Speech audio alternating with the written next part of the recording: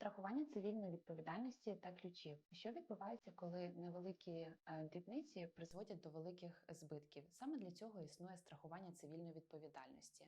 Це одна з найважливіших страхувань в Німеччині.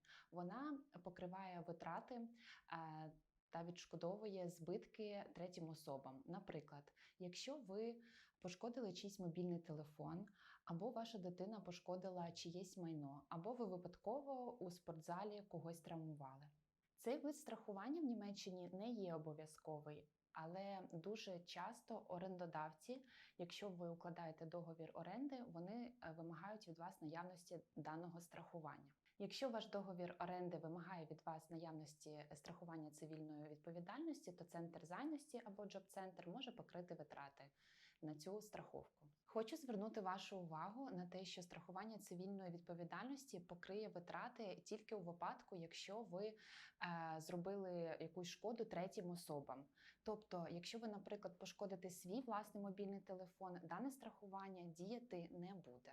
Також звертаю вашу увагу на те, що страхування відповідальності покриває лише ту шкоду, яка була вдіяна ненавмисно. Тобто, якщо ви навмисно прольєте склянку води на ноутбук вашого друга, страхування не покриє і не відшкодує збитки за ремонт цього ноутбуку.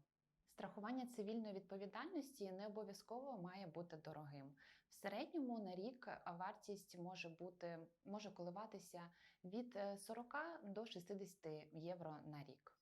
Порада. Існують також види страхування, які включають в себе страхування ключів.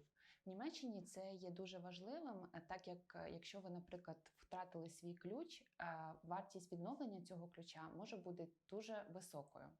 Портал порівняння цін Check24 допоможе тобі знайти відповідне страхування. Також ти можеш укласти договір безпосередньо з постачальником послуг, наприклад, страховими компаніями як АДАЦ, АКСА та іншими.